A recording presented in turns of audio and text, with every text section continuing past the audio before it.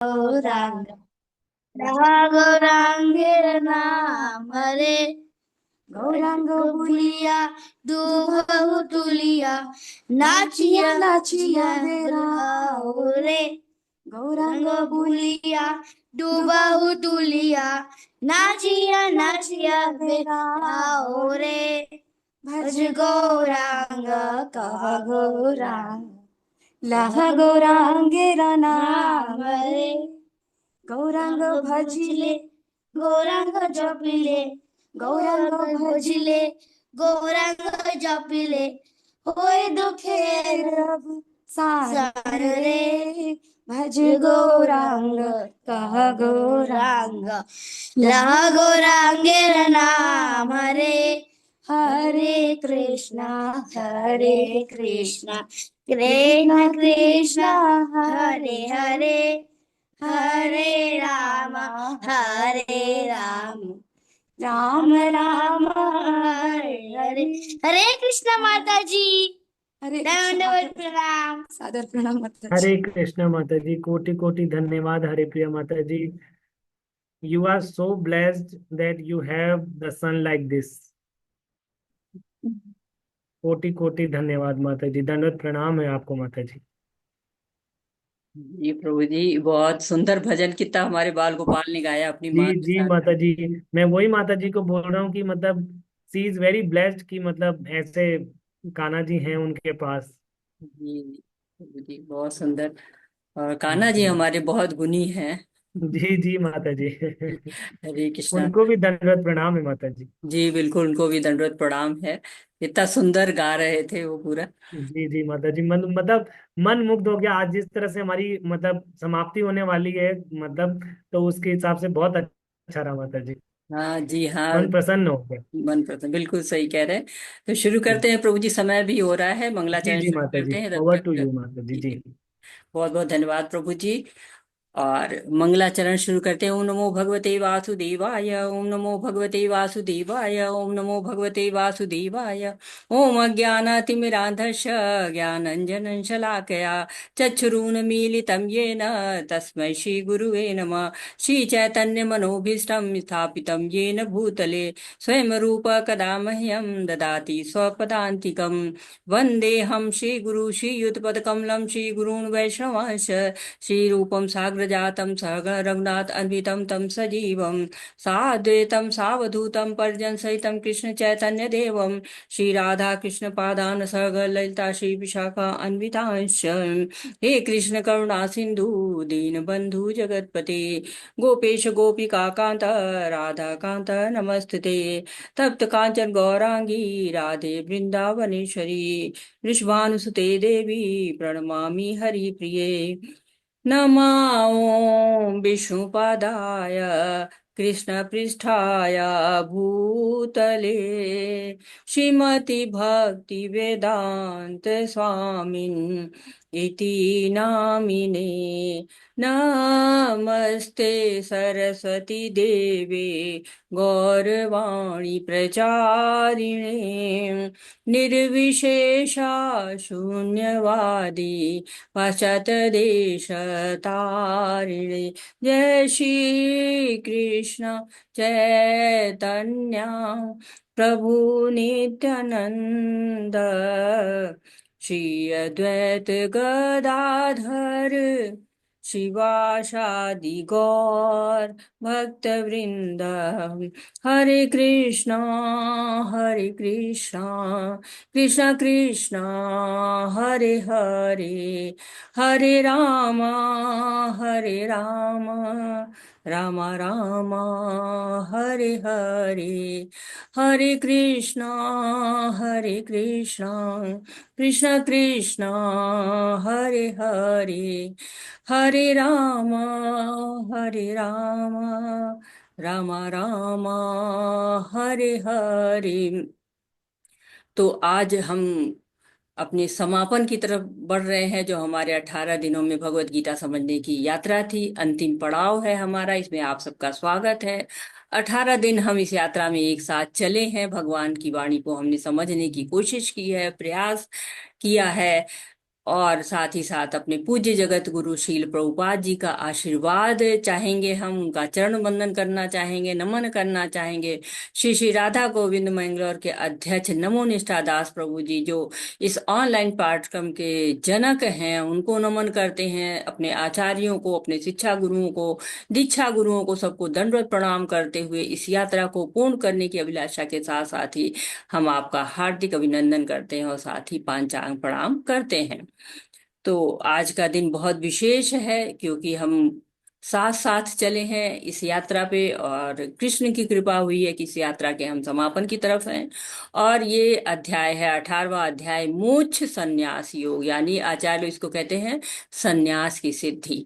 तो एक तरह से भगवत गीता का उपसंहार है। और प्रभु जी, मैंने रिकॉर्डिंग शुरू की है। हरे कृष्णा।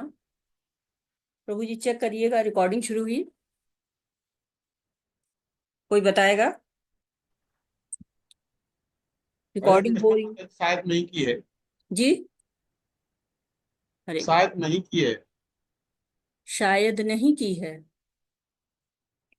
कोई कंफर्म करिए। हो रही है माता जी, हो रही है। अच्छा ठीक है, हो रही, बहुत अच्छी बात है। हरे हरे तो कृष्ण। ये है द्वितीय अध्याय में जो है वो भगवान ने हमको गीता का सार दिया था, और प्रस्तावना बताई थी। उन्हीं विषयों का विस्तार रूप में पूरा वर्णन किया है 17वें अध्याय तक, और 18वें अध्याय में जो विषय बताए थे उन्हीं का सार प्रस्तुत कर रहे हैं। तो प्रथम अध्याय अर्जुन के शोक से आरंभ हुआ था। भगवान फिर अर्जुन को उनका शोक मिटाने के लिए सांख्य योग बताते हैं, ज्ञान योग बताते हैं, कर्म योग, ध्यान योग, सबका वर्णन करते हैं। और अर्जुन का शोक दूर हुआ। कब शोक दूर होता है? जब हम भगवान से जुड़ते हैं, भगवान की शरणागति लेते हैं, तब हमारा शोक दूर होता है।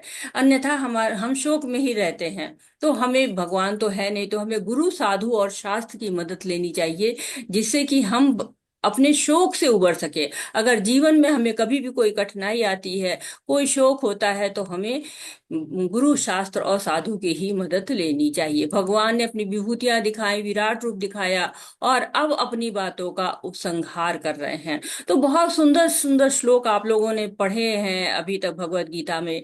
लेकिन दूसरे अध्याय के, 9वें अध्याय के, 18वें अध्याय के श्लोकों को बहुत विशेष कहा गया है। तो आज के श्लोक हम देखते हैं कि क्या हमसे भगवान कह रहे हैं। अर्जुन उवाच संन्यास महाबाहो तत्त्वमिच्छामि वेदितुम त्यागस्य च ऋषिकेश पृथकेषु निषूदन।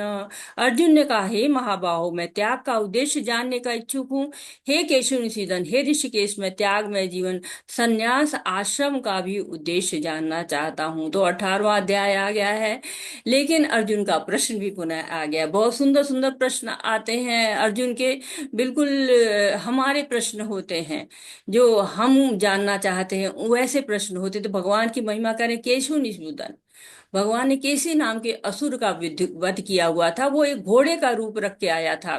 भगवान बाल्यकाल में थे तो आप जानते, बहुत सारे असुर आए थे और पूरी ब्रज भूमि पर आतंक मचाते थे, लेकिन भगवान उनको धीरे धीरे जो है वो सबको नाश कर देते हैं। तो ये हमारा मन भी है ना, ये भी ऐसे ही पागल घोड़ा है। कितना तेज दौड़ता है, पल में यहाँ, पल में कहीं और पहुंच जाता है। तो ये बहुत ही कहते हैं ना कि ये घोड़ा बहुत ही ज्यादा तेज है और भक्ति की फुलवारी को नष्ट कर देता है। तो हमें भक्ति की फुलवारी को मिटाने के लिए क्या करना है? ये असंशय रूपी असुर होता है। संशय होते हैं हमारे, जैसे अर्जुन कह रहे हैं ना कि भगवान मेरे संशय को दूर करिए, तो ये भी असुर है।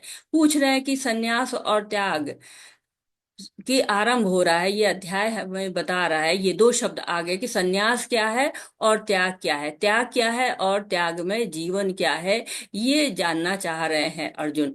तो हम इस अध्याय में, बहुत सारे श्लोक है, बड़ा अध्याय है, पर इन सब बातों को छोटे छोटे तात्पर्यों में प्रभुपाद ने हमको दिया है, लेकिन बहुत ही गूढ़ हैं। बहुत सारी बातें बताते हैं, बहुत वेल स्ट्रक्चर्ड जो कहा जाता है वो है ये अध्याय। तो 12 श्लोक जो शुरुआत के हैं वो कर्म योग का सारांश देते हैं। 3 बातें उसमें हैं। सन्यासी कर्म छोड़ करना नहीं छोड़ते हैं, कर्म फल का त्याग करते हैं। और दूसरे सन्यास और त्याग क्या है, और तीसरे कैसे त्यागी कार्य करते हैं, कैसे सन्यासी कार्य करते हैं। तो इससे कर्म का सिद्धांत बताया गया है, सकाम कर्म, निष्काम कर्म और भक्तिमय कर्म। तो भगवान बताते हैं कि कैसे भक्तिमय कर्म करने हैं। तो ये 700 श्लोक में बहुत अलग अलग डायमेंशन के श्लोक है। जैसे कहते हैं ना 3D और 4D, तो इसमें भी बड़े सारे डी हैं, बहुत सारे डायमेंशन हैं। और उस पे हम बात करें तो बहुत समय लगेगा, लेकिन हम धीरे धीरे इस अध्याय को समझने की कोशिश करते हैं। श्री भगवान उवाच काम्यना कर्मणां न्यासं सन्यासं कवयो विदुः सर्वकर्म फल त्यागम प्राहुस्त्यागम विचक्षणा। भगवान ने कहा, भौतिक इच्छा पर आधारित कर्मों के परित्याग को विद्वान लोग सन्यास कहते हैं, और समस्त कर्मों के फल त्याग को बुद्धिमान लोग त्याग कहते हैं। तो यहाँ पर भगवान बता रहे हैं कि क्या है कि सन्यास का अर्थ। तो सन्यास का अर्थ हम जैसा समझते हैं कि बस घर द्वार छोड़ो चल दो हो कहीं एकांत स्थान पे, वो नहीं है। बल्कि जो कर्म फल की इच्छा से जो कर्म किए जाते हैं उनको त्याग कर देना है। इंद्रिय भोग की इच्छा से जो कर्म किए जाते हैं उनको त्याग कर देना है। और हमें उस इच्छा का भी त्याग करना है जो हमें इंद्रिय विषयों की तरफ आकर्षित करते हैं। तो सन्यास मतलब सत प्लस न्यास, यानी वो कर्म करना है जो हमें सत्य की तरफ ले जाए, परम सत्य की तरफ ले जाए, परम सत्य का बोध कराए, वो सन्यास है। कर्म का त्याग नहीं, बल्कि कर्म फलों की आकांक्षा से जो कर्म किए जाते हैं उस कर्म को त्याग करना है। तीसरे अध्याय में हम पढ़ चुके हैं पहले कि कर्म फलों से कोई भी विमुख नहीं हो सकता है, न ही कर्म करना छोड़ सकता है। न कर्मणाम अनारंभ नैष्कर्म्यम पुरुषो अश्नुते न च संन्यासनादेव सिद्धि समधिगच्छते। तो कर्म फल से तो हम छूट ही नहीं सकते, हमें कर्म तो करना ही पड़ेगा, न ही संन्यास से सिद्धि प्राप्त होगी। तो त्याग क्या है, कर्म का नहीं कर्मफल का त्याग करना है। हमारी बड़ी आसक्ति है कर्मफलों की ओर। देखिए लोग बूढ़े हो जाते हैं लेकिन फिर भी रिटायर नहीं होना चाहते हैं। लोग बूढ़े हो जाते हैं लेकिन घर के जो ताले की चाबी है वो अपने पास रखना चाहते हैं। क्यों? क्योंकि सब चीजों में आसक्ति रहती है। हम जब तक उसे मैंपन कर्तापन के भाव में रहते हैं तब तक उन सारी चाबियों को लेके हम घूमते रहते हैं, और ये नहीं पता रहता है कि कब हम इसको छोड़ के चले आएंगे जाएंगे। काल तो सबके साथ है ना, काल तो सर्वभक्षी है कहा गया ना भगवत गीता में। तो हमें उसके पहले ही रिटायरमेंट का प्लान कर लेना चाहिए। रिटायरमेंट का मतलब क्या है, इन चीजों से आसक्ति छोड़ के भगवान में रमने की बात है। तो त्याग जब हम करते हैं तो हम आध्यात्मिक जीवन में आगे बढ़ते हैं। विद्वान कहते हैं ना कि आत्म साक्षात करने के लिए और भगवान से संबंध जानने के लिए हमें जरूर आगे बढ़ने के लिए इन कर्मों का कर्मफलों का त्याग करना है। कर्मों का त्याग नहीं करते, कर्मफलों का त्याग करना है। तो उसको कैसे कर सकते हैं? एक तो ज्ञान प्राप्त के द्वारा कर सकते हैं, और सभी प्रकार के जो कर्म हैं इंद्रिय तृप्ति के, शरीर के, उन सबको त्याग करके एकांत बैठकर ध्यान कर सकते हैं। और दूसरा क्या है कि यज्ञ दान और तपस्या, इनको नहीं त्याग करके, और इनको नहीं हम त्याग कर सकते। तो इस तरह से हमें तरह तरह के जो विद्वानों का मत है वो जानने को मिलता है। कुछ विद्वान घोषित करते कि समस्त प्रकार के सकाम कर्मों को दोषपूर्ण समझकर त्याग देना चाहिए, किंतु अन्य विद्वान मानते हैं कि यज्ञ दान तथा तपस्या के कर्मों को नहीं त्यागना चाहिए। तो ये दो तरह के मत आ जाते हैं, और दो तरह के मत बताने के बाद कि सबको त्याग दे कर्मों को, या कि यज्ञ दान तपस्या के कर्मों को न त्यागें, बाकी कर्मों को त्याग दें। तो भगवान क्या उत्तर देते हैं, वो क्या हमको समझाते हैं? वो अपना मत बताते हैं। अभी तो विद्वानों का मत था, वो अपना मत। यज्ञ दान तपः कर्म न त्याजम कार्यमेव तत् यज्ञोदानम तपश्चैव पौनानि मनीषिणाम। यज्ञ दान तथा तपस्या के कर्मों का कभी परित्याग नहीं करना चाहिए, उन्हें अवश्य संपन्न करना चाहिए। निसंदेह यज्ञ दान तथा तपस्या महात्माओं को भी शुद्ध बनाते हैं। तो ये ऐसे कर्म हैं जिससे शुद्धि होती है। हमने पढ़ा ना, यज्ञ विष्णु की प्रसन्नता के लिए करना चाहिए। और सामान्यतः क्या होता है, लोग कहते हैं कि मुझे पति चाहिए, मुझे पत्नी चाहिए, संतान चाहिए, घर चाहिए, कार चाहिए, बंगला चाहिए, इसके लिए करते हैं। लेकिन करना क्या है, विष्णु के लिए यज्ञ करना है। जब विष्णु के लिए यज्ञ करेंगे तो एक तो भौतिक इच्छाएं अपने आप पूरी हो जाती हैं, और दूसरा ये भी होता है कि भौतिक भोग की इच्छाएं भी समाप्त हो जाती हैं। जैसे कहते हैं ना कि सारे कल्मश हमारे दूर हो जाते हैं। कब दूर हो जाते हैं? जब हम यज्ञ शिष्टा खाते हैं, जब यज्ञ में जो प्रसाद होता है, यज्ञ का जो बचा हुआ, जब वो खाते हैं तो हमारे सारे भौतिक भोग समाप्त हो जाते हैं। एतन्यापि तु कर्माणि संग त्यक्ता फलानि च कर्तव्यानीति मे पार्थ निश्चितम मतमुत्तमम। इन सारे कार्यों को किसी प्रकार की आसक्ति या फल की आशा के बिना संपन्न करना चाहिए। हे पिता पुत्र, इन्हें कर्तव्य मानकर संपन्न किया जाना चाहिए, यही मेरा अंतिम मत है। तो भगवान अंतिम मत बता रहे, पुष्टि कर दे रहे हैं कि नहीं, कर्म नहीं त्यागना है, बल्कि कर्तव्य समझकर बिना आसक्ति के कर्म करते रहना है। तो कुछ लोग कहते हैं कि कर्म के फल त्यागें या आसक्ति त्याग दें, तो भगवान कहते हैं दोनों त्यागो, क्योंकि कर्म फल भी त्यागना है और उससे जो होने वाली आसक्ति को भी त्याग देना है। क्यों? क्योंकि हम भोक्ता नहीं है। भोक्ता कौन है? भोक्ता भगवान भोक्ता है। भोक्ता राम यज्ञ तपसा सर्वलोक महेश्वरम। हम ईशोपनिषद में भी पढ़ते हैं कि जो सब कुछ है वो भगवान का है। ईशावास्यम इदम सर्वम यत् किंचा जगत्याम जगत तेन तक्तेन जीता माँ गृधकस्य सिद्ध धनम। तो सब कुछ भगवान का है और भगवान को ही अर्पण करना है, और उससे ही हम कर्म बंधन से बच सकते हैं। हे महाबाहो अर्जुन, वेदांत के अनुसार समस्त कर्मों की पूर्ति के लिए 5 कारण हैं। अब तुम इन्हें मुझसे सुनो। कर्म का स्थान, कर्ता, विभिन्न इंद्रियां, चेष्टाएं तथा परमात्मा, ये 5 कर्म के कारण हैं। तो ये 5 कर्म के कारण होते हैं। हमें तो लगता है कि सारे कर्म हम ही कर रहे हैं, हम लगातार यही कहते हैं मैंने किया, मैंने किया, मैंने ये किया, मैंने वो किया। लेकिन भगवान कह रहे हैं नहीं नहीं, कर्म के 5 कारण हैं। और हम कितनी भी जीन जान लगा दे, कितनी भी मेहनत कर दे, कभी कभी होता है ना, विचलित हो जाते हैं, अरे हमने इतनी मेहनत की, काम पूरा नहीं हुआ। क्यों नहीं पूरा हुआ? क्योंकि हम स्वयं जिम्मेदारी मान ले रहे हैं। लेकिन 5 कारण क्या है? कर्म का स्थान। हम कोई काम करना चाहते हैं, जैसे कि हम परीक्षा ही देना चाहते हैं, बड़ी तैयारी कर रहे हैं, पढ़ रहे हैं, कहीं कंपटीशन देना है, उसकी तैयारी कर रहे हैं। जब हम परीक्षा देने जाते हैं तो वह स्थान कैसा है? हमारे अनुकूल होना चाहिए, लेकिन नहीं अनुकूल है, तो क्या होगा? हम नहीं दे पाएंगे।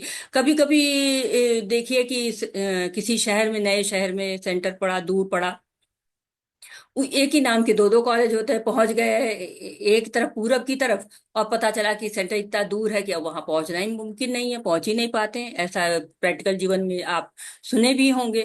दूसरी बात होगी कि ठीक से तैयारी ना हो पाई हो। जनरली तो लोग को लगता है परीक्षा में अभी तैयारी नहीं हो पाई है, लेकिन हाँ देनी पड़ती है। तो किसी किसी की सचमुच ना हो पाई हो तो नहीं दे पाएगा। तीसरा कारण इंद्रियां होती हैं।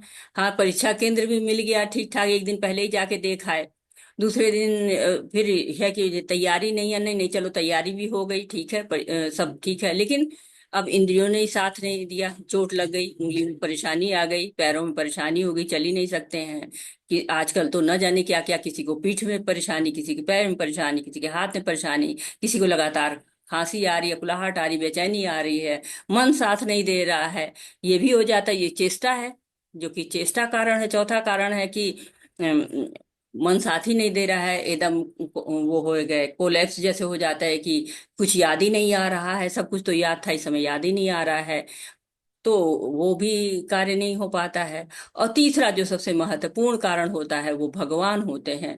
परमात्मा की जब तक जो है वो साइन नहीं हो जाते ना, जब तक ऊपर सबसे डायरेक्टर के साइन ना हो जाए तब तक कोई काम नहीं होता है ना, वैसे ही भगवान के साइन ना हो तो कोई भी काम नहीं हो सकता है। अतः जो इन 5 कारणों को न मान के अपने आप को ही एकमात्र कर्ता मानता है, वह निश्चय ही बहुत बुद्धिमान नहीं होता है और वस्तुओं को सही रूप में नहीं देखता है। बहुत से लोग होते नहीं मानते हैं, नहीं नहीं काम तो हम ही कर रहे हैं, दूसरा कोई तो कर नहीं रहा है।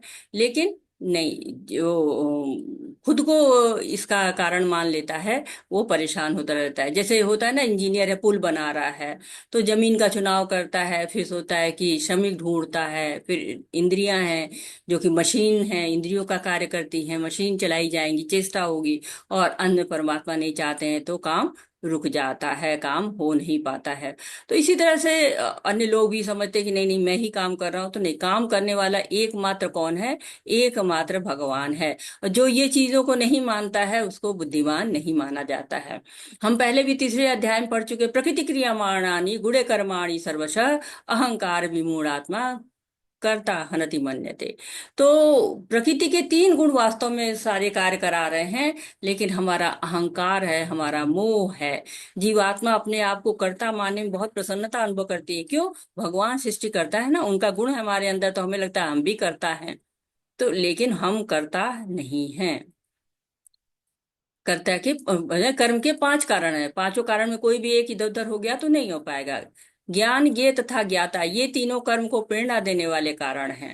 मतलब प्रेरणा कहाँ से मिलती है? ज्ञान से मिलती है, ज्ञान को उद्देश्य से मिलती है, और जानने वाले तीन से मिलती है। और इंद्रियां, कर्म तथा कर्ता, ये तीनों कर्म के संगठक हैं। यानी कि जब हम कुछ बनाने, जैसे रेसिपी बनाने जा रहे हैं ना, तो क्या होता है, हमको सामान जुटाना पड़ता है, ये है कि नहीं, ये है कि नहीं, वो है कि नहीं, सब जुटाते हैं। तो वो जो है क्या होते हैं? संगठक कहलाते हैं। किसी भी रचना का जितना पूरा सामान होता है, इंग्रेडिएंट जो आजकल बड़ा शब्द पॉपुलर है, उस वो पूरा होना जो है जरूरी होता है किसी भी कार्य के लिए। और प्रेरणा तो हमें चाहे शास्त्र से प्राप्त हो, चाहे गुरु से प्राप्त हो, चाहे भगवान से प्राप्त हो। हम देखते हैं ना, कहते हैं ये पेंटिंग कहाँ से बनाई, हमको यहाँ से प्रेरणा मिली। ये कार्य आपने कहाँ से किया, हमको वहां से प्रेरणा मिली। तो इस तरह से ज्ञान, ज्ञेय और ज्ञाता ये प्रेरणा का कार्य करते हैं। हरे कृष्णा, कोई पढ़ना चाहेगा, हैंडल्स कर सकता है।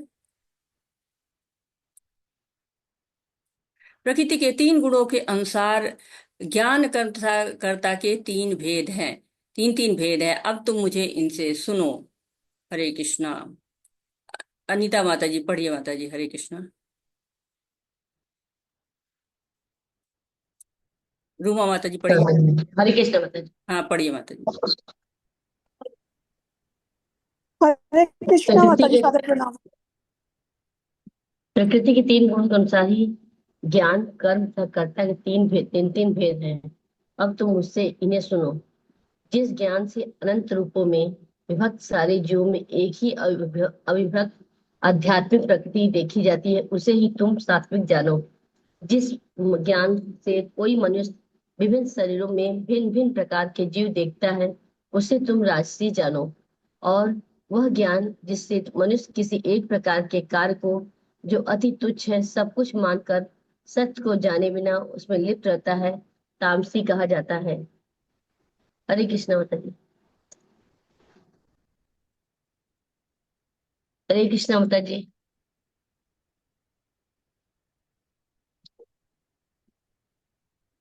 सॉरी, मैं अनम्यूट नहीं हो पाई थी। हरे कृष्णा। हरे कृष्ण। हरे कृष्णा, बहुत बहुत धन्यवाद माता जी।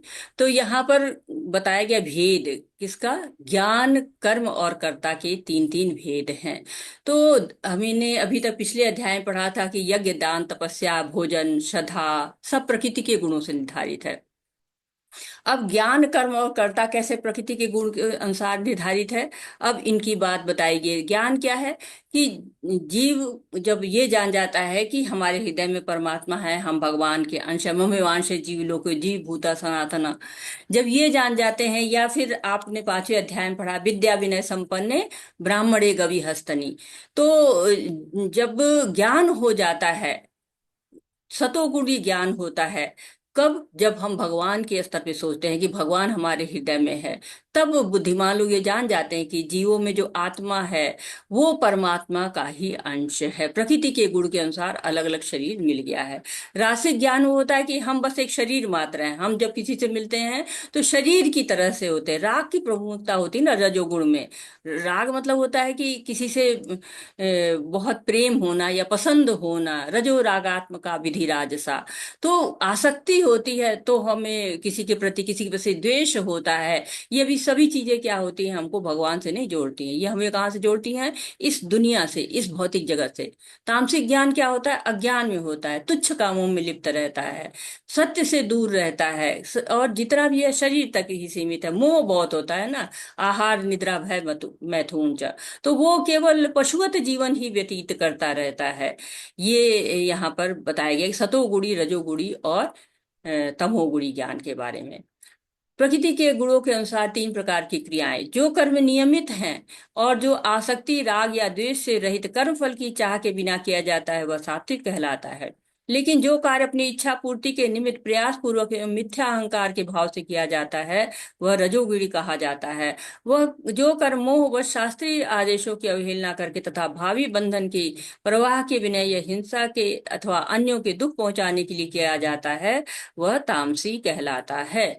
तो यहाँ पे बता रहे हैं कि कैसी क्रियाएं होती हैं जब हम गुणों में होते हैं। गुणों का प्रभाव हमारे कर्मों पर बहुत होता है। आप देखिए कि हम किसी की जो प्रतिक्रिया है उसको देख के ही जानते, कहते हैं अरे वो तो बड़े देवता हैं, कभी किसी से कभी ऐसी बात नहीं करते। तो क्या वो सात्विक होते हैं लोग, नियमित कार्य करते हैं, आसक्ति नहीं होती है, राग द्वेष नहीं होता है, किसी के प्रति एकदम से नापसंदगी नहीं होती है, या किसी पर अतिरिक्त लगाव जैसा नहीं होता है। कहते हैं ना, ब्रह्म भूत प्रसन्नात्मा न शोचती न कांक्षति। सतोगुणी लोग वो होते हैं।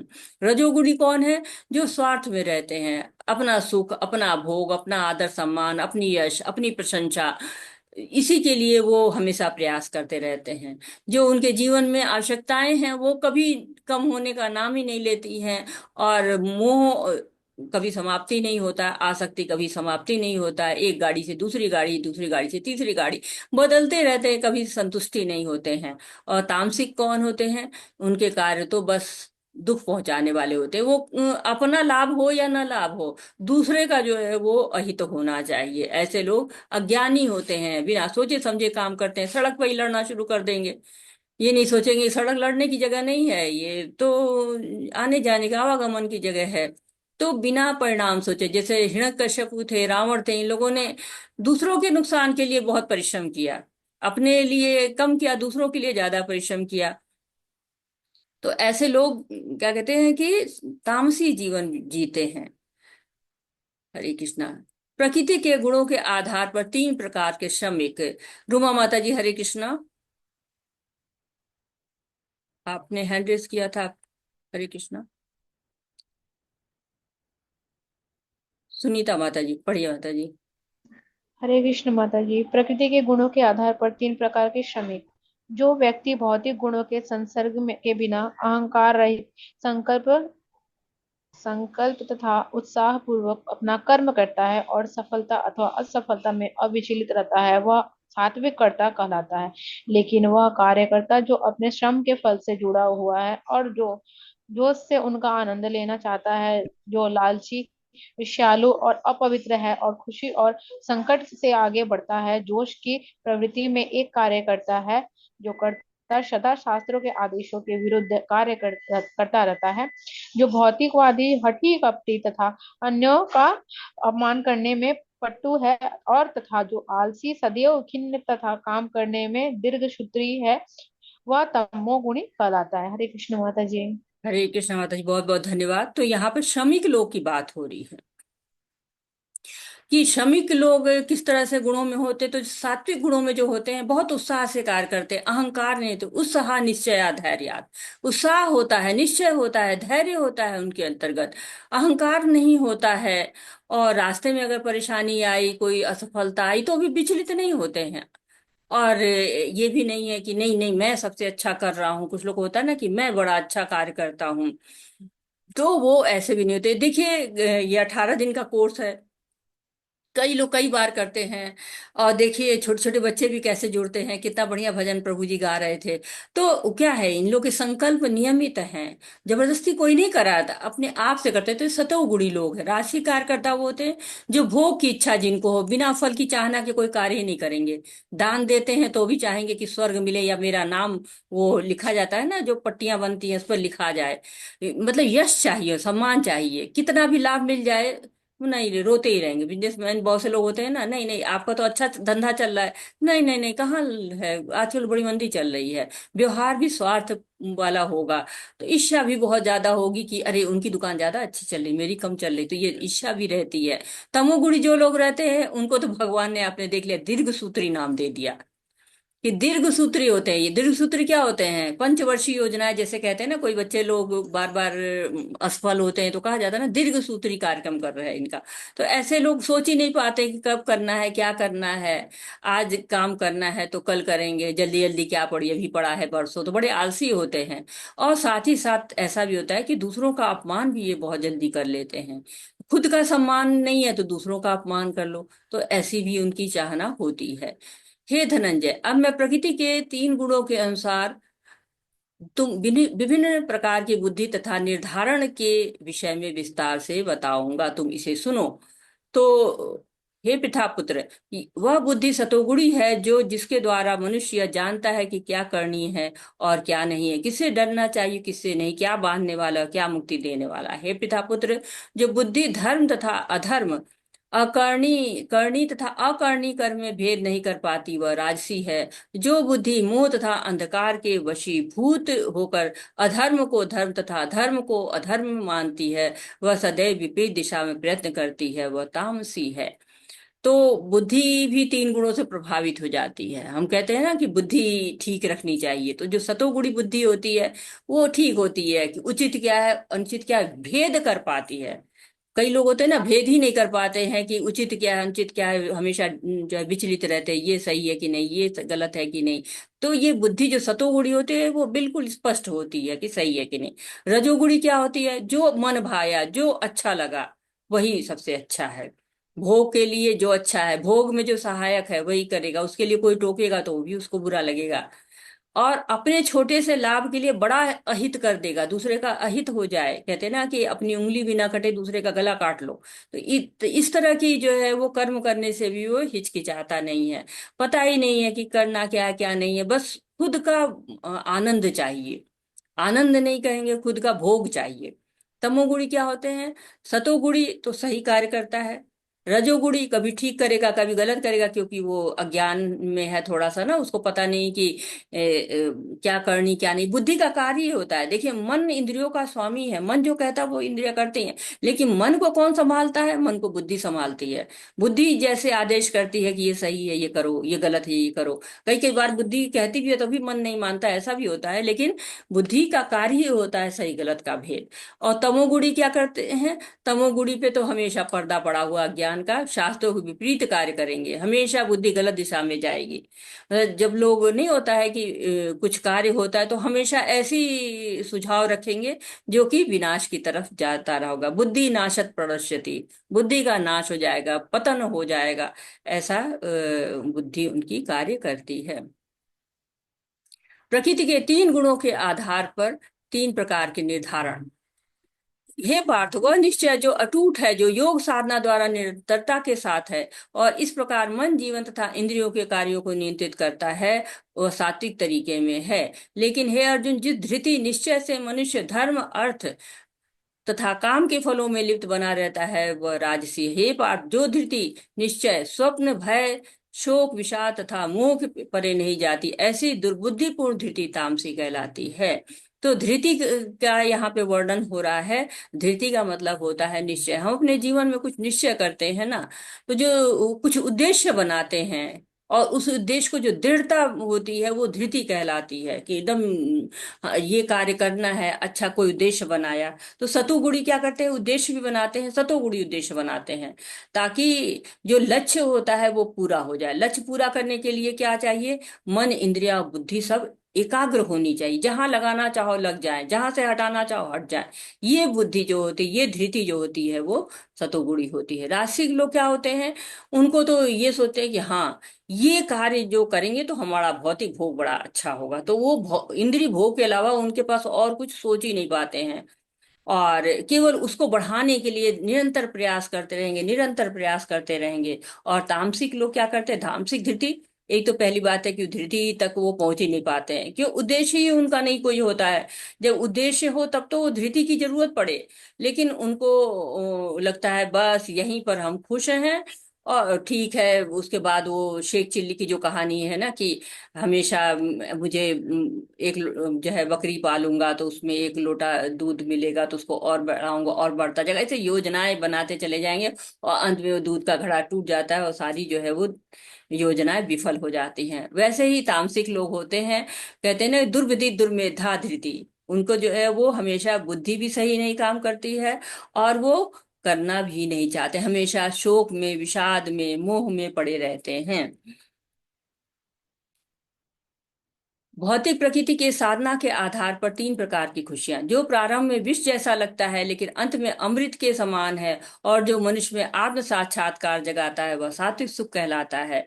जो सुख इंद्रियों द्वारा उनके विषय के संसर्ग से प्राप्त होता है और प्रारंभ में अमृत तुल्य और अंत में विष तुल्य लगता है, वह रजोगुणी कहलाता है। तथा जो सुख आत्म साक्षात्कार के प्रति अंधा है, जो प्रारंभ से लेकर अंत तक मोह कारक है और जो निद्रा आलस तथा मोह से उत्पन्न होता है, वह तामसी कहलाता है। तो यहाँ पर बता रहे हैं कि तीन प्रकार के सुख कहे जाते हैं। जो सुख भी देखिए, हमको तो लगता है कि सुख सबका एक ही जैसा होता है, सुख सबका साझा होता है, लेकिन नहीं, सुख भी अलग अलग तरीके का होता है। जैसे बद्ध जीव जो है भौतिक भोगों के प्रति बहुत लालायित होता है, भौतिक सुख चाहता है, लेकिन कभी कभी ऐसा होता है कि भक्तों का साथ मिल जाए तो मुक्ति भी हो जाती है। अन्यथा पूरा जीवन सुख की तलाश में, पहले पढ़ते हैं, फिर नौकरी ढूंढते हैं, शादी करते हैं, संतान उत्पन्न करते हैं, अंत में पूरी जिंदगी इसी सुख को ढूंढते ढूंढते एक समय समाप्त हो जाती है, जीवन समाप्त हो जाता है। तो सात्विक सुख वो होता है जो पहले तो विष लगता है लेकिन बाद में अच्छा लगता है। शाश्वत सुख हमें चाहिए तो हमें शाश्वत चीजों से जुड़ना होगा, भगवान शाश्वत है, उनसे जुड़ेंगे तभी हम शाश्वत हो पाएंगे। तो कोई उदाहरण देगा कि सात्विक सुख कैसा होता है, कैसे हम सात्विक सुख किस चीजों में हमें मिलता है। हरे कृष्णा, कोई बताएगा? मेरे पास हैंडल्स तो कई हैं, पता नहीं पढ़ने के लिए हैं या कोई बताना चाहता है इसमें। माधुरी माता जी, हरे कृष्णा, म्यूट कर रही हूँ मैं आपको।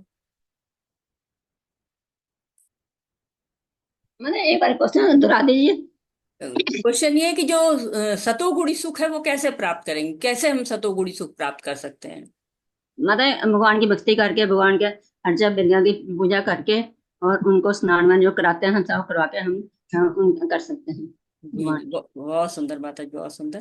तो जब हम सतोगुणी सुख क्या होता है, जो हमें शाश्वत सुख हो, हमेशा सुख दे, ऐसा नहीं हो कि थोड़े देर तो सुख रहे और उसके बाद वो सुख समाप्त हो जाए। और इसके लिए हम भगवान से जुड़ सकते हैं। सतोगुणी सुख को अगर आप थोड़ा भौतिक जगत के अनुसार भी देखना चाहिए तो जैसे सच बोलना होता है, वो बड़ा कष्टकारी होता है, लेकिन शुरू शुरू में कष्टकारी होता है, फिर धीरे धीरे क्या होता है कि हम एक बार बोलते हैं सच और सारी समस्या से बच जाते हैं, सारे विचलन से बच जाते हैं। हो सकता है शुरू शुरू में उसके लिए हमें कुछ सहना भी पड़े, लेकिन धीरे धीरे वो हमें बार बार जो झूठ बोला जाए, एक बार झूठ बोले तो बार बार झूठ बोलना पड़ता है, तो मल्टीप्लाई होता चला जाता है, वो विचलन भी मल्टीप्लाई होता है, क्योंकि हमेशा एक डर बना रहता है कि कहीं हम पकड़े ना जाए। तो ये सत्य बोलना एक बार कष्टकारी है, तो ये सतोगुणी सुख है कि एक बार बोल दिया सच, उसके बाद सुख है। ऐसे ही सुबह उठ के जो मंगल आरती करनी होती है, एक्सरसाइज करना होता है, तो बड़ा लगता है अरे भगवान बहुत मुश्किल है, कैसे सुबह उठेंगे, लेकिन जब परिणाम आते हैं तो आनंद होता है। तो ये सतोगुणी सुख होता है। पहले थोड़ा कष्ट लग सकता है लेकिन बाद में अच्छा लगता है। रासिक सुख कहता होता है इंद्रिय तथा इंद्रिय विषयों में जो संयोग होता है उससे हमको सुख मिलता है, वो राजसी सुख होता है। जैसे कि हम कोई एक चीज पा जाते हैं, एक कार, नई नई कार आई, उसको बड़ा धोते पोछते हैं, बड़ा अच्छी लगती है, हाँ वो बहुत अच्छी है, वो सुख मिला। लेकिन क्या होता है 4 दिन में सब बराबर हो जाता है। तो पहले तो बड़ा सुख मिलता है और धीरे धीरे उसमें निरस्ता आने लगती है, रुचि समाप्त हो जाती है। जैसे कहते हैं ना कि एक रसगुल्ला खाया तो बड़ा अच्छा लगा, 2 खाया तो बड़ा अच्छा लगा, 3 4 उसके बाद निरस्ता आई, उसके बाद अरुचि तक आ जाता है उसमें।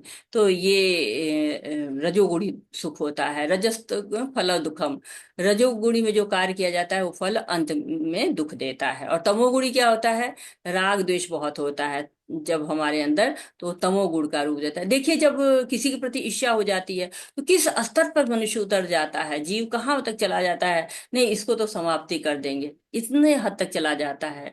तो जैसे मदिरा पीते हैं लोग, धूम्रपान करते हैं, तो उसमें कोई सुख नहीं, उसके ऊपर लिखा ही रहता है कि हानिकारक है, लेकिन फिर भी लोग उसमें सुख ढूंढते हैं और उस सुख की तलाश में रहते हैं। तो सतोगुणी आरंभ में विष, बाद में अमृत, रजोगुणी सुख पहले अमृत बाद में विष, और तमोगुण से सुख केवल दुख ही दुख देता है।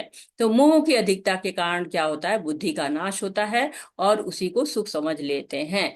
जैसे कि कहते हैं कि इंद्र जी को एक बार श्राप मिला और सुअर के उसमें हो गए, सुअर के योनि मिल गई। तो नारद जी आए, कहे तुम इंद्र हो, तुम यहाँ क्या कर रहे हो नाली में पड़े हुए? तो कह रहे नहीं नहीं, बड़ा काम है, हमारे बड़े बच्चे बच्चे हैं, इनको पालना है। तो जो ऐसा सुख होता है ना, तमोगुणी सुख ऐसा ही होता है, बट लगता है हम तो सुख में ही पड़े हुए हैं, लेकिन जबकि वो सुख होता नहीं है। हरे कृष्णा। पढ़िए माधुरी माता जी, हरे कृष्णा। हरे कृष्ण माता, सब हरे कृष्णा। हरे, पढ़िए। शमो दम तप शौचम शांतिर आर्जवम च ज्ञानम विज्ञान आस्तिक्यम ब्रह्म कर्म स्वभावजम शांति प्रियता आत्म संयम तपस्या पवित्रता सक्षमता सत्यनिष्ठा ज्ञान विज्ञान तथा धार्मिकता, ये सारे स्वाभाविक गुण हैं जिनके द्वारा ब्राह्मण कर्म करते हैं। शौर्यम तेजो धृति दाक्ष्यम युद्ध अपालनम दानेश्वरम भावश्च क्षात्रम कर्म स्वभावजम वीरता शक्ति संकल्प दक्षता युद्ध में धैर्य उदारता तथा नेतृत्व ये क्षत्रियों के स्वाभाविक गुण है। कृषि गो रक्षा वाणिज्यम वैश्य कर्म स्वभावजम परिचरात्मकम कर्म शुद्ध स्वभावजम। श्री कृषि करना, गो रक्षा तथा व्यापार वैश्यों का स्वाभाविक कर्म है और शूद्रों का कर्म श्रम तथा अन्यों की सेवा करना। हर्ष माता जी, धन्यवाद। हरे कृष्णा माता जी। तो यहाँ पर बताया गया कि चार वर्णों के बारे में बताया गया। चार वर्ण भगवान के ही द्वारा बनाए हुए हैं। हमने चौथे अध्याय में इस चीज को पढ़ लिया था कि चातुर्वर्ण में सिस्टम गुण कर्म विभाग तस्य कर्तारम अपि माम विद्य कर्तारम अव्ययम। तो जो चातुर्वर्ण, जो चार वर्ण है, वो किससे बनाए गए? भगवान के द्वारा ही बनाए गए हैं। ब्राह्मण, क्षत्रिय, वैश्य और शूद्र। तो जो ब्राह्मण होते हैं वो सतुगुणी होते हैं और उनका जन्म से कोई संबंध नहीं होता है। तो उनके गुण क्या होते हैं? शांति प्रियता है, आत्मसंयम है, तपस्या है, ये सारे गुण ब्राह्मणों में पाए जाते हैं। राशिक गुण क्या होते हैं? राशिक गुण होते हैं जो क्षत्रिय होते हैं, राशिक गुण होते हैं, सभी को नियंत्रित करना चाहते हैं, सबकी रक्षा भी यही करते हैं, और नेता है, लीड करना चाहते हैं लोग। वैश्यों का क्या है? ये रजोगुण और तमोगुण के मिश्रण होते हैं। इनका पहला कार्य कृषि करना है, गायों की रक्षा करना है, लेकिन आजकल तो ये व्यापार की तरह से ही रह गया है। और शूद्रों का कार्य क्या है? इन तीनों जो है वर्ण है, इनकी सहायता करना, सहयोग करना, ये शूद्रों का कार्य है। तो इनका जन्म से कोई संबंध नहीं है, कर्मों के अनुसार संबंध है, गुणों के अनुसार संबंध है। गुण क्या होते हैं उसके और कर्म क्या होते हैं उसके अनुसार ही उनको माना जाता है। अब कोई ब्राह्मण परिवार में पैदा हुआ हो और उसको पढ़ना पढ़ाना अच्छा ही नहीं लगता है उसको, तो क्या है, वो ब्राह्मण नहीं मान जाते हैं। यत् प्रवृत्ति भूतानां येन सर्वमिदं ततं सर्वकर्मणा तं भर्त्य सिद्धिं विदन्ति मानव। जो सभी प्राणियों का उद्गम है, जो सर्वव्यापी है, उस भगवान की उपासना करके मनुष्य अपना कर्म करते हुए पूर्णता प्राप्त कर सकता है।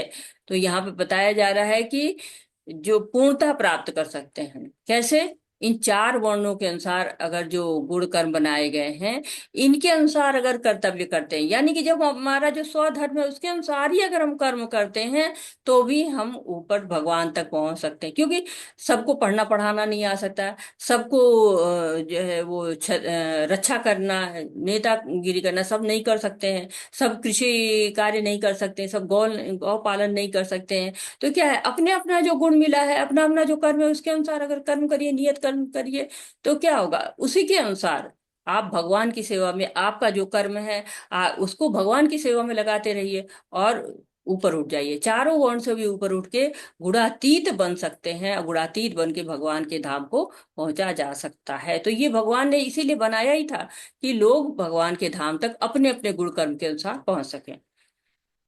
हरे कृष्णा। रूमा माता जी, पढ़िए माता जी। हरे कृष्णा माता जी, सादर प्रणाम। हरे कृष्ण माता जी, पढ़िए। 18.47 पढ़ना है ना माता जी? जी जी माता पढ़िए। श्रेयान श्रेयान स्वधर्मो विगुणः परधर्मा परधर्मात् स्वनु निष्ठितात् स्वभाव नियतं कर्म कुर्वाणाप्नोति किलिम्बिषम्। अपने व्रति परक कार्य को करना, चाहे वह कितना ही त्रुटिपूर्ण ढंग से क्यों ना किया जाए, अन्य किसी के कार्य को स्वीकार करने और अच्छी प्रकार करने की अपेक्षा अधिक श्रेष्ठ है। अपने स्वभाव के अनुसार निर्दिष्ट कर्म कभी भी पाप से प्रभावित नहीं होते। हरे कृष्ण। हरे कृष्ण माता जी, बहुत बहुत धन्यवाद। तो यहाँ पे कहा गया है कि अपने गुण कर्म के अनुसार ही कार्य करें और वो नियत कर्म करें जो कि वेदों में बताए गए हैं। तब ऐसे कर्म नहीं है कि कोई भी कर्म करने लगे, जो वेदों के अनुसार बताया गया उन कर्मों करना। जैसे ब्राह्मण कह सकता है कि मुझे वैश्य का कार्य करना है, वैश्य कहे मुझे ब्राह्मण का काम करना है, और क्षत्रिय कहे मुझे शुद्ध का कार्य करना है। तो भगवान कह रहे हैं कि नहीं, अपने अपने गुण के अनुसार कार्य करिए। जैसे कि चित्र में दिखाया गया है, वैसे हम इस चीज को समझ नहीं पाते, लेकिन इस चित्र के माध्यम से बड़ा अच्छा समझ लेते हैं कि चित्र में कहा गया है ना कि ये बंदर बैठा है, पेंगुइन है, हाथी है, मछली है, व्हेल है, कुत्ता है, कौवा है, ये सब के सब बैठे हुए हैं। एक क्लास चल रही है और गुरुजी पढ़ा रहे हैं। अब ये पढ़ा रहे हैं, अगर इनको कहा जाए कि पेड़ पे चढ़ जाओ तो बंदर कूद के चढ़ जाएगा। हाथी भी चढ़ नहीं सकता, वो नीचे से डालियां तोड़ना शुरू कर देगा। मछली कहेगी मैं तो मरी जाऊंगी, पानी से निकल जाऊंगी। तो कुत्ता है, वो चढ़ने के लिए प्रयास करेगा, भौं भौं भौं करता रहेगा, पक्षी तट से उड़ जाएगा। तो ऐसे सब के अपने अपने कार्य होते, अपने अपने वृत्ति परक कार्य होते हैं। तो ऐसा सोचना कि सब एक ही तरह का कार्य करेंगे, ऐसा नहीं हो सकता। सबके अंदर अलग अलग गुण है और इसमें से कौन श्रेष्ठ है कोई निर्धारण नहीं हो सकता है, क्योंकि पानी में मछली श्रेष्ठ है और ऊपर कूदने में बंदर श्रेष्ठ है। तो ये सब प्रकृति के गुणों के अनुसार है और सबको अपने अपने गुण के अनुसार भगवान प्राप्ति का, भगवान के धाम जाने का प्रयास करते रहना चाहिए। तो शास्त्रों के अनुसार हमें गुण बताए गए हैं और उन गुणों के अनुसार हम कार्य करें और तब हम कार्य कर सकते। कई बार आप देखिए लोग कहते हैं ना कि मैं ये करना नहीं चाहता था लेकिन परिवार के दबाव में करना पड़े, और कुछ लोग परिवार का दबाव नहीं मानते, घर छोड़ देते हैं, वो अपने गुण के अनुसार काम करने लगते हैं। तो कई बार हम अपने गुणों को नहीं मानते हैं और परिवार के दबाव में, समाज के दबाव में किसी भी तरह से उन कार्यों को करते हैं तो संतुष्टि नहीं मिलती है, कभी सफलता मिल गई कभी नहीं मिली। तो हमें करना चाहिए अपने गुण के अनुसार कार्य। और लेकिन आज समाज में दिख रहा है कि लोग दूसरों के गुण के अनुसार कार्य करते हैं, लालच बस कि हाँ हाँ वो पढ़ाई पढ़ेंगे तो हमें जाके वो पोस्ट मिल जाएगी, सबको मिल रही हम भी ले लें, या ईर्ष्या बस कि उनको ये मिला है तो मुझे भी मिल जाएगा। इससे क्या हो रहा है कि गुणवत्ता में कमी आ जा रही है। तो दूसरों का हमें अनुकरण नहीं करना है, बल्कि जो हमारे नियत कर्तव्य हैं उसके अनुसार से हमें कार्य करना चाहिए। अन्यथा क्या होगा, न संतुष्टि मिलेगी न सफलता मिलेगी। जो आत्म संयमी तथा अनासक्त है एवं जो समस्त भौतिक भोगों की परवाह नहीं करता, वह संन्यास के अभ्यास द्वारा कर्म फल से मुक्ति की सर्वोच्च सिद्ध अवस्था प्राप्त करता है। तो यहाँ पे बता रहे हैं कि सन्यासी कौन है, जो भगवान का स्वयं को अंश माने, भगवान को भोक्ता माने, भगवान को सुहृद बताए और साथ ही साथ आत्म संयमी हो और आत्मासक्त हो। कैसे होगा, जब सारे कार्यों को भगवान को समर्पित कर देगा। आत्मरति से रेव स्यात्, यानी कि ऐसा व्यक्ति आत्मरति में रहता है, खुद में ही प्रसन्न रहता है, खुद में ही संतुष्ट रहता है। क्यों? क्योंकि वो समझता है कि मैं जो कार्य कर रहा हूँ भगवान के लिए कर रहा हूँ, और जब भगवान का कोई कार्य करूंगा तो मुझे बंधन नहीं मिलेगा, मुझे सिद्ध अवस्था प्राप्त होगी। और ये बहुत सुंदर सा श्लोक है। ब्रह्मभूत प्रसन्नात्मा न शोचति न कांक्षति सम सर्वेषु भूतेषु मद भक्ति लगते प्राण। इस प्रकार जो दिव्य पद पर स्थित है वह तुरंत परम ब्रह्म का अनुभव करता है, पूर्णतया प्रसन्न हो जाता है। वह न तो कभी शोक करता है न किसी वस्तु की कामना करता है, वह प्रत्येक जीव पर समभाव रहता है। उस अवस्था में वह मेरी शुद्ध भक्ति को प्राप्त करता है। तो जो व्यक्ति आत्म संयमी हो जाता है और आत्मासक्त हो जाता है, स्वयं में तृप्त होता है, काम क्रोध लोभ मोद मद मोह ये सारे जो शस्त्र रिपु हैं उनसे दूर रहता है, भौतिक वस्तुओं के प्रति अनासक्त रहता है, मिथ्या स्वामित्व की भावना से रहित हो जाता है, उसको दिव्य प्रत की प्राप्ति होती है, उसको ब्रह्मभूत अवस्था कहा जाता है। तो न शोचति न कांक्षति, न शोक करता है, न कोई कामना करता है। 5वें अध्याय में भी कहा गया, स योगी ब्रह्म निर्माण ब्रह्म भूतो अधिगच्छति। केवल भगवान के लिए जो कार्य करता है, जिसका लक्ष्य ही भगवान है, वो ब्रह्म निर्वाण की अवस्था को प्राप्त करता है। और भी बहुत सुंदर श्लोक आ गया, भक्त्या माम अभिजानाति यावन् चास्मि तत्त्वतः ततो मा तत्त्वतो ज्ञात्वा विशते तदनंतरम। केवल भक्ति से मुझ भगवान को यथारूप जाना जा सकता है। जब मनुष्य ऐसी भक्ति से मेरे पूर्ण भावनामृत में होता है तो वह वैकुंठ जगत में प्रवेश करता है। तो भगवत गीता में आपने पढ़ा अभी तक, कर्म योग, ज्ञान योग, ध्यान योग, अष्टांग योग सब पढ़ा कि इंद्रियों के द्वारा भगवान की सेवा कौन करता है? कर्म योगी करता है। जो बुद्धि से भगवान की सेवा करता है, ज्ञान योगी करता है। और अष्टांग योगी मन से भगवान की सेवा करता है। और भक्त क्या करता है? भक्त मार्ग इसीलिए सर्वश्रेष्ठ माना जाता है कि वो इंद्रियों से भी, बुद्धि से भी, मन से भी भगवान की सेवा करता है और भगवत धाम जाता है। और भगवान करते भक्त्या मामि जानती, वही मुझे ठीक से जानता है जो भक्ति करता है। सर्वकर्मापि सदा कुर्वाणो मदप्यपाश्य मत्प्रसादात् वाप्नोति शाश्वतम पदम व्ययम्। मेरे शुद्ध भक्त मेरे संरक्षण में समस्त प्रकार के कार्यों में संलग्न रहकर भी मेरी कृपा से नित्य तथा अविनाशी धाम को प्राप्त करते हैं। तो जो भक्त होते हैं वो वैसे ही संरक्षित रहते हैं जैसे कोई बच्चा जो है वो पिता के संरक्षण में रहता है। वैसे ही भगवान की असीम कृपा होती है उस पे। भगवान उसके सामने प्रकट होते हैं ना, सबके सामने नहीं होते हैं। प्रहलाद के सामने प्रकट हुए, कहते हैं नाहम प्रकाशम सर्वसम योग माया समावृतम। सबके सामने भगवान प्रकट नहीं होते हैं, योग माया से ढके रहते हैं। और जो भक्ति करते हैं बस उसी के साथ, भक्त्या माम अभिजानाति, भक्त ही मुझको जान पाता है, ऐसा पहले कह चुके हैं भगवान। मच्चित्ता सर्व दुर्गाणि मत प्रसादा तरस्यसि अथ चैत्व महाकारान शोषसी विनश्यसि। यदि तुम उससे भावना भावित होगे तो मेरी कृपा से बद्ध जीवन के सारे अवरोधों को लांग जाओगे। लेकिन यदि तुम मिथ्या अहंकार वश ऐसी चेतना में कर्म नहीं करोगे, तो मेरी बात नहीं सुनोगे, तो तुम विनष्ट हो जाओगे। तो भगवान बड़ी अच्छी अच्छी बातें कहते कहते कठोर वर्ड भी कह रहे हैं, विनष्ट हो जाओगे। तो लोग कहते हैं कि अरे भगवान तो अभी पढ़ाया गया कि सुहृद सर्वभूता नाम है, सबके सुहृद हैं। जैसे पिता माता होते हैं, वो बच्चा कितना भी गलत कार्य कर ले, कितना भी रूठ जाए, कितना भी कटु बोल दे, कितना भी गलत आचरण कर ले, माता पिता तो सुहृद रहते ना, उसका भला ही चाहते हैं। पिता तो अनिष्ट होते नहीं देख सकते, भगवान कैसे देख सकते हैं? तो भगवान देखते नहीं है, लेकिन पिता का कार्य होता है ना समझाना, कि हाँ समझाते हैं तो थोड़ा कह देते कि नहीं करोगे तो ऐसे हो जाओगे। वैसे भगवान कह रहे हैं कि हम बद्ध जीव है ना, रास्ता नहीं जानते हैं, तो कह रहे नहीं तुम सही रास्ते पकड़ो, अन्यथा तुम विनिष्ट हो जाओगे। तुम आओ, तुम अहंकार में मत पड़े रहो। ईश्वर सर्वभूतानां हृदय देशे अर्जुन तिष्ठति भ्रामयन्नस्य सर्वभूतानि यंत्रारूढ़ानि मायया। हे अर्जुन, प्रत्येक परमेश्वर प्रत्येक जीव के हृदय में स्थित है और भौतिक शक्ति से निर्मित यंत्र में सवार की भांति बैठे समस्त जीवों को अपनी माया से भरमा रहे हैं। तो भगवान हृदय में बैठे हुए हैं और क्या कर रहे हैं? घुमा। तो शरीर क्या है? एक यंत्र है, एकदम मशीन है। इसके दो जो है वो क्षेत्रज्ञ हैं। कौन कौन से हैं? दो क्षेत्रज्ञ कोई बताना चाहेगा? रेणु माता जी, कौन कौन से दो क्षेत्रज्ञ हैं? हरे कृष्णा।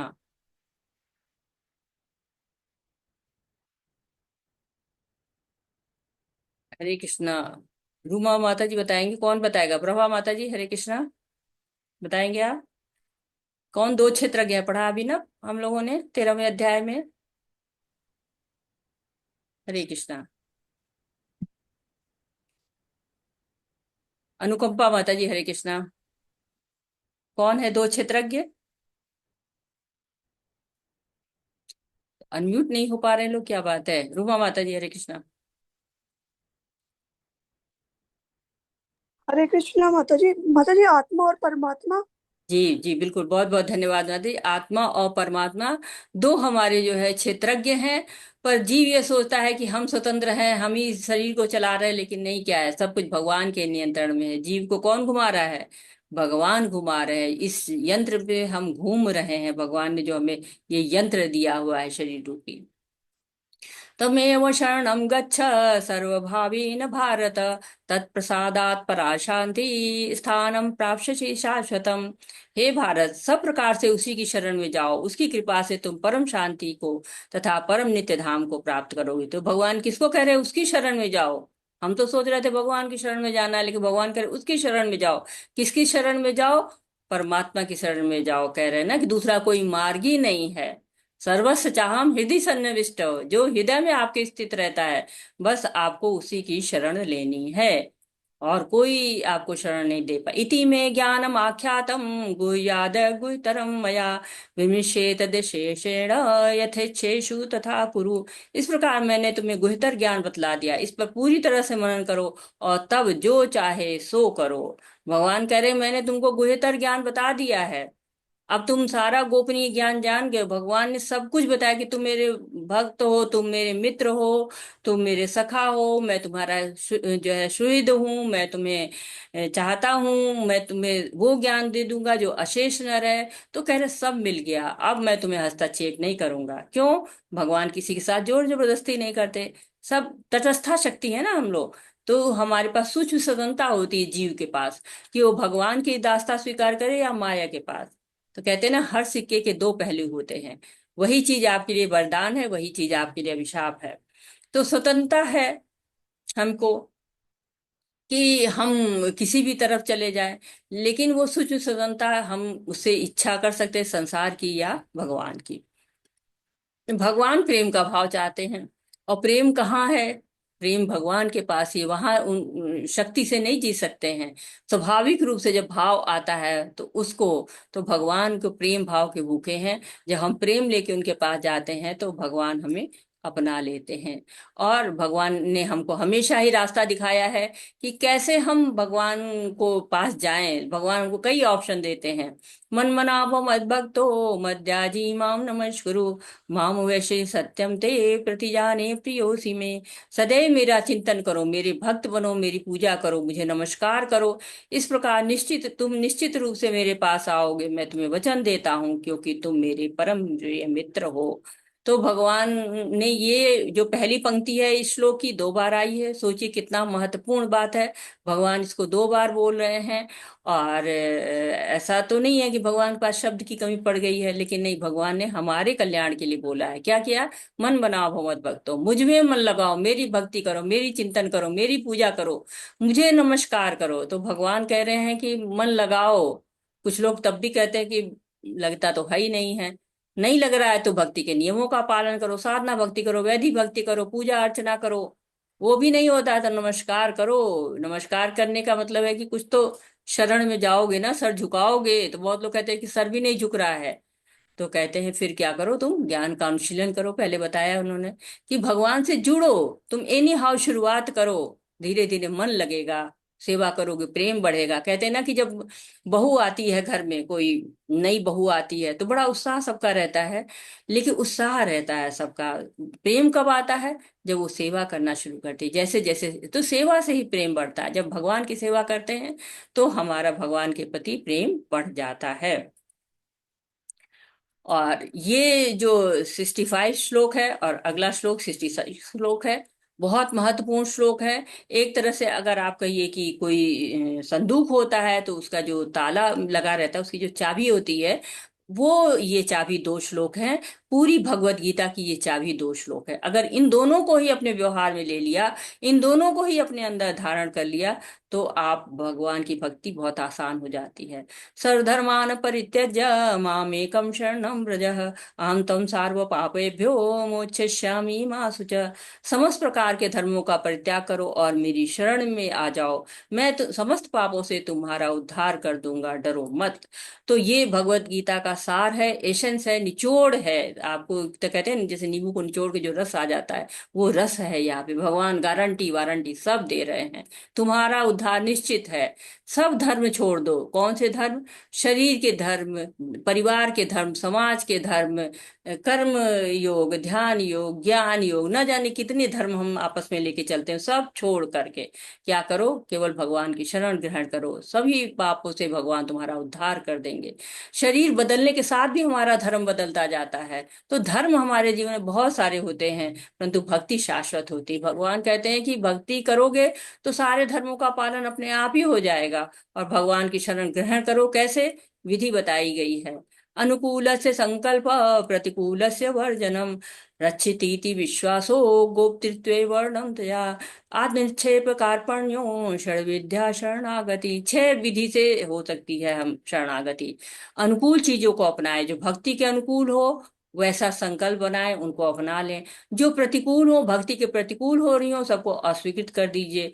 और फिर भगवान के संरक्षक मानिए। भगवान जो है आपके जो है रक्षा करेंगे, और जो है वो आपके संरक्षक है। और ये एकदम दृढ़ कर लीजिए कि कृष्ण ही अच्छा रक्षा करेंगे, वही जो है वो स्वामी है हमारे। और पूर्ण समर्पण करिए और विनम्र होके जाइए, तो फिर आपको शरणागति मिलनी तय है।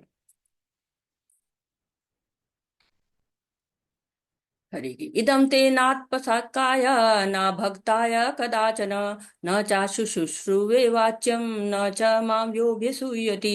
यह गुह्य ज्ञान इनको कभी न बताया जाए जो न तो संयमी है, न एकनिष्ठ है, न भक्ति में रत है, न ही उसे जो मुझसे द्वेष करता है। तो भगवान कह रहे हैं कि भक्तों को मत बता दीजिए ये ज्ञान। क्यों?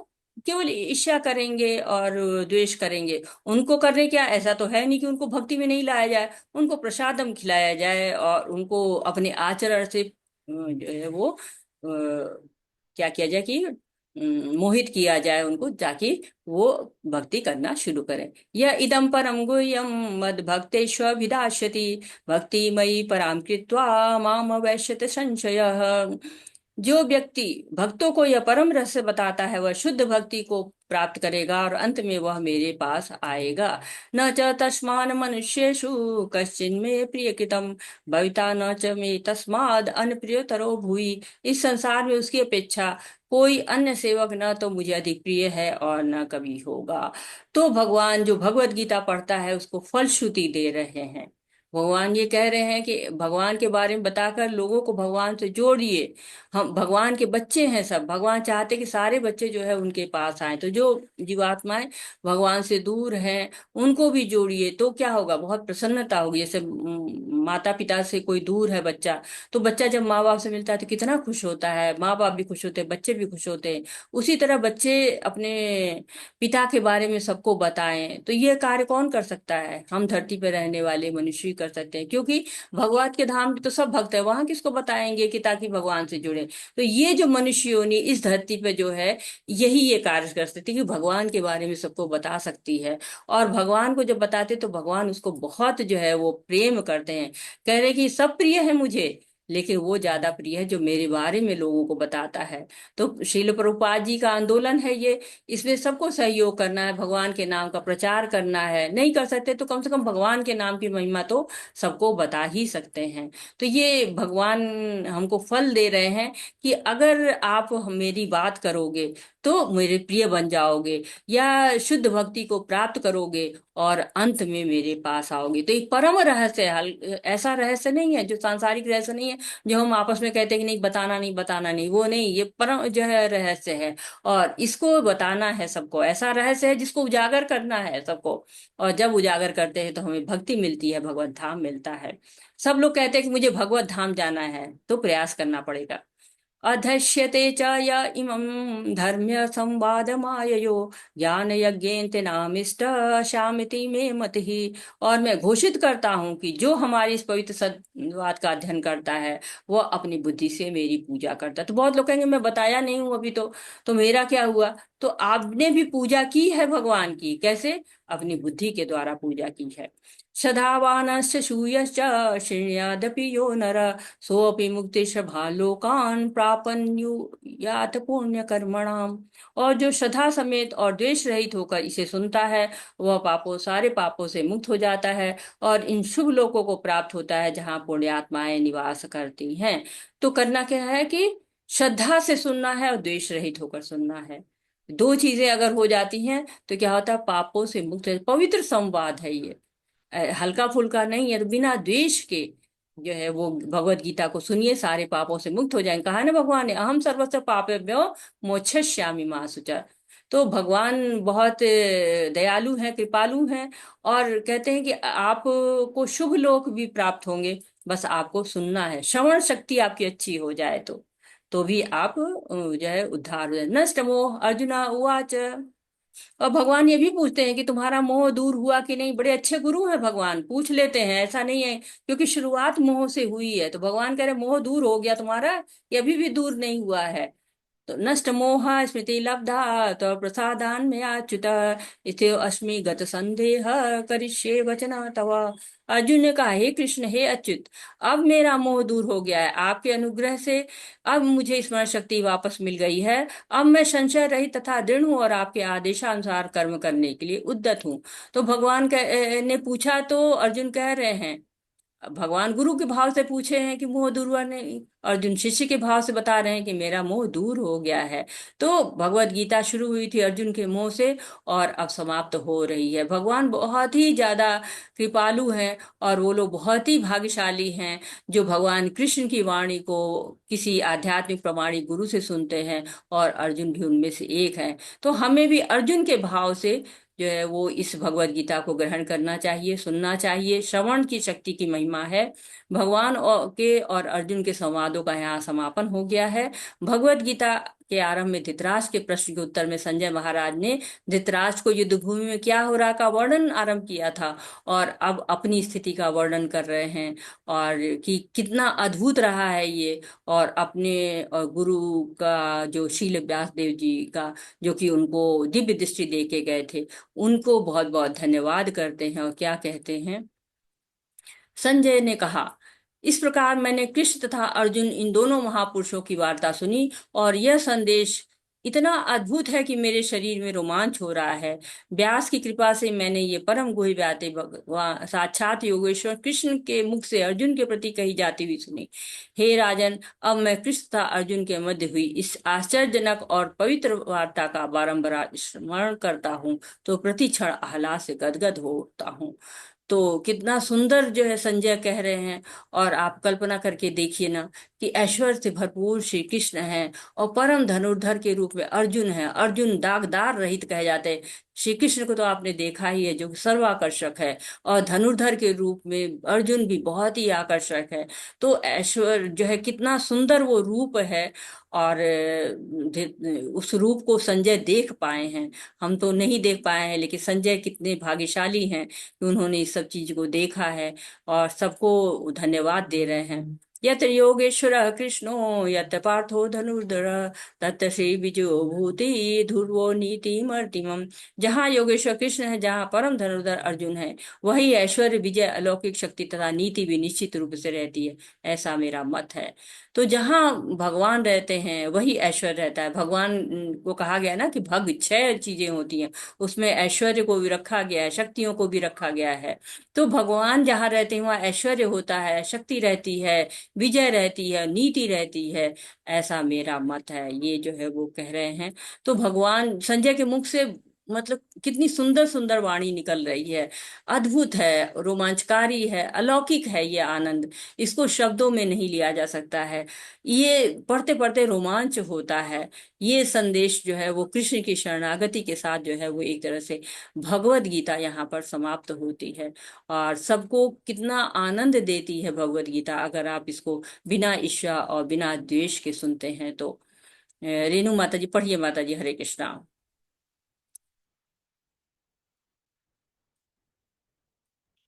हरे कृष्ण माता जी। हरे कृष्णा, पढ़िए माता जी। स्वामी प्रभुपाद के कुछ शब्द।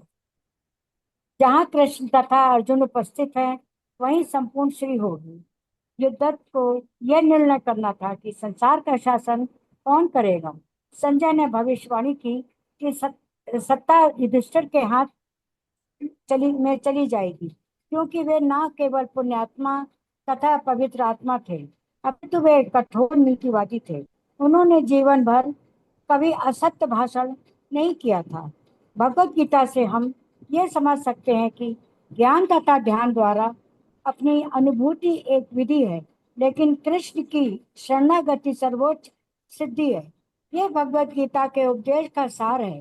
पूर्ण कृष्ण भावना भावित होकर कृष्ण में भक्ति में कृष्ण कि शरणागति उद्धतम उपदेश है। यही 18वें अध्याय का सार है। भगवत गीता में 5 प्रमुख विषयों की व्याख्या की गई है। भगवान, भौतिक, प्रकृति, जीव, शाश्वत काल तथा सभी प्रकार के कर्म, सब कुछ भगवान कृष्ण पर आश्रित है। जीव अपने मूल रूप में शुद्ध आत्मा है।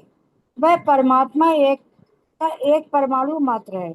चूंकि सारे जीव कृष्ण की तटस्था शक्ति है, अतएव उनका संसर्ग भौतिक शक्ति अपरा या आध्यात्मिक शक्ति परा से होता है। दूसरे शब्दों में, जीव भगवान की पराशक्ति में से है, अतएव उसमें किंचित स्वतंत्रता रहती है। इस स्वतंत्रता के सदुपयोग से कृष्ण के प्रत्यक्ष आदेश की अंतर्गत आता है और अपनी सामान्य दशा को प्राप्त होता है। हरे कृष्णा माता जी। बहुत बहुत धन्यवाद माता जी। हरे कृष्णा। तो प्रभुपाद जी ने हमको बताया कि संजय कभी झूठ नहीं बोलते हैं, और धृतराष्ट्र को बिना डरे संजय ने सब कुछ बता दिया कि जीत पांडवों की होगी। संजय भी भक्त थे। तो हमने 5 विषयों को जाना। पूरी भगवत गीता में इनका वर्णन है, ईश्वर के बारे में, जीव के बारे में, प्रकृति के बारे में, काल के बारे में और कर्म के बारे में। अगर जीव ये जान जाता है कि हम भगवान के निज दास हैं और उस स्वभाव को प्राप्त करके मनसा वाचा कर्मणा से भगवान की सेवा करता है, तो भगवान हमारे पास आ जाते हैं, अलौकिक धाम छोड़कर हमारे पास आ जाते हैं। और जो भगवत गीता सुनता है, सुनाता है, उसका भी उद्धार होता है। दोनों का, जो सुनाता भी है, सुनता भी है। तो भगवान हमारे लिए बहुत प्रयास किए। उन्होंने अपनी वाणी छोड़कर गए हैं हमारे लिए, और हमें उसको पढ़ने का, श्रवण करने का प्रयास करना चाहिए। गुह्यतम संदेश दिया है भगवान ने, साधारण संदेश नहीं है, गुह्यतम संदेश हमको भगवान ने दिया है। तो हमें श्रील प्रभुपाद के द्वारा, उनकी वाणी के माध्यम से भगवत गीता यथारूप पढ़ना चाहिए और भगवान के बारे में जानना चाहिए। अब हम लेवल 2 की बात कर लेते हैं, क्योंकि लेवल 2 आपका अब शुरू होने वाला है, जल्दी ही शुरू हो जाएगा। और जो ये भगवत गीता को आपने समझने की यात्रा की है, इसको 2 मार्गों से और कर सकते हैं। पहली बात ये है कि 2 मार्ग हैं, दोनों ही मार्ग आपके लिए हैं। श्रवण आपका अधिकार है। आप योग्यता रखते हैं तो श्रवण आप किसी भी लेवल तक कर सकते हैं, वहां उसमें आपको कोई रोक नहीं है। आपको श्रवण का पूरी व्यवस्था है।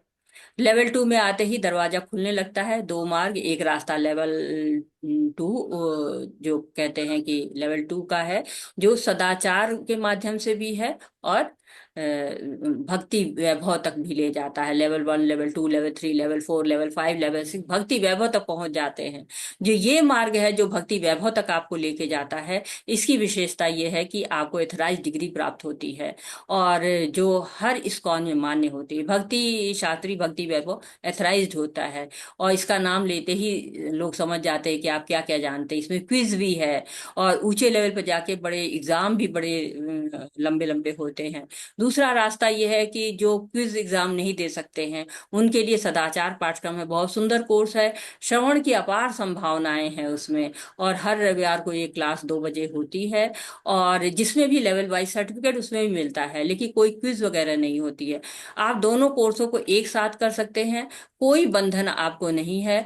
और इन कोर्स को करने के लिए बहुत सी जगहों पे आपको बहुत पैसा देना पड़ता है, लेकिन यहाँ पर हमारा निशुल्क है। चाहे आप जिस स्तर तक पहुंच जाए, कोई शुल्क नहीं है, किसी भी स्तर पे आप जा सकते हैं और पढ़ सकते हैं। इसलिए लेवल 2 कोर्स में अवश्य ज्वाइन करिए। और जिन लोगों का लेवल 1 पूरा नहीं हुआ है, या मतलब वो दोबारा भी लेवल 1 कर सकते हैं, लेकिन हाँ, आप लेवल 2 में चले जाइए। लेवल 1 साथ साथ में भी कर सकते हैं, दोनों एक साथ भी कर सकते हैं। तो अवश्य जाएं। और मुझे लगता है कि आप लोग इस योग्य हो गए हैं कि आपको जाना चाहिए। तो चाहे सदाचार में लीजिए आप, चाहे प्री भक्ति शास्त्री कोर्स में लीजिए, दोनों कोर्सों में लेते हैं। जो प्री भक्ति शास्त्री कोर्स है उसमें कक्षाएं थोड़ी ज्यादा चलती हैं, इसमें सदाचार में एक दिन चलती है, हफ्ते में एक दिन की होती है, 18 सप्ताह की अवधि होती है। और काफी सुंदर सुंदर उसमें बातें भगवान के बारे में श्रवण करने को आपको बहुत अच्छा माध्यम ये है। तो मेरी तो आपको सलाह होगी कि आप दोनों ज्वाइन करें।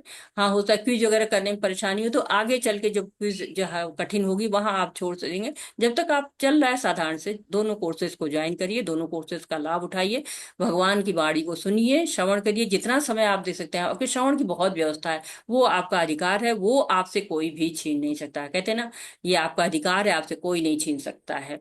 इसी नोट पर वाछाकल्पतरुभ्यश्च कृपा सिंधुभ्य एव च पतितानां पावनेभ्यो वैष्णवेभ्यो नमो नमः। अनंत कोटि वैष्णव वृंद की जय, शीला प्रभुपाद की जय, भगवद गीता की जय, आज के संग की जय। हरे कृष्णा कृष्ण कृष्ण हरे हरे, हरे रामा राम राम हरे हरे, हरे कृष्णा कृष्ण कृष्ण हरे हरे, हरे रामा राम राम हरे हरे।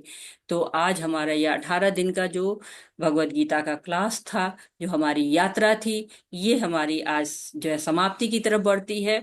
आज के दिन मैं ये नहीं कहूंगी कि आप मुझे प्रश्न पूछिए, आज मैं ये कहूंगी कि आप फीडबैक दीजिए कि आपको ये क्लास कैसी लगी, आप इस क्लास में क्या क्या सुधार चाहते हैं, या क्या चीजें हैं जो आप अच्छा और करना चाहते हैं, या जो आपको अच्छी नहीं लगती हैं। कुछ त्रुटियां अगर समझ में आती हैं तो बहुत आपकी जो है वो इस फीडबैक की हमें बहुत जरूरत है, ताकि हम अपने आप में और सुधार कर चुके। हरे कृष्णा। प्रभु जी, दीपक प्रभु जी, हरे नीरज प्रभु कृष्ण जी, माता हरे जी, आपका कृष्णा, बहुत कोटि बहुत कोटि धन्यवाद। धन्यवाद माता जी, जो आपने 18 दिन आज पूरे किए। आपको भी बहुत जी बहुत धन्यवाद माता जी। प्रभु जी, आप हम हमारी यात्रा माता में जी साथ धन्यवाद नहीं रहे। चाहिए मुझे, आपका आशीर्वाद चाहिए माता जी। नीरज प्रभु जी का, जगदीश्वर प्रभु हरे जी, सबका बहुत हरे बहुत कृष्णा धन्यवाद। माता जी, दंडवत प्रणाम। बहुत हरे सुंदर कक्षा आपने दी, पूरा 18 दिन मैंने सुना। कृष्ण। आपका आशीर्वाद चाहिए। हरे कृष्णा। प्रभु जी, मुझे भी आशीर्वाद चाहिए आप लोग का कि आप लोग जो है संग रहे हैं और बहुत इस क्लास को रोचक बनाने में, और सबसे बड़ी बात है इसको चलाने में, क्योंकि कहते हैं ना कि आप लोग बैकबोन की तरह से हैं। अगर मैं तो जो है सारथी नाम देती हूँ कि आप लोग इस क्लास के सारथी हैं, जो कि इस रथ को खींचते हैं। तो बहुत बहुत धन्यवाद आप लोग का है। हरे जी कृष्णा। माता जी। जो है हैंड रेज हो रहे हैं, प्रभु जी ले सकते अनुकंपा माता जी, हरे कृष्ण। हैं। हरे कृष्णा। अनुकंपा हरे माता। कृष्ण प्रभु जी, माता जी दंडवत प्रणाम। हरे कृष्णा माता। माता जी, ये जो भक्ति सदाचार कोर्स है, जी ये क्या आईडीसी कोर्स है क्या माता जी?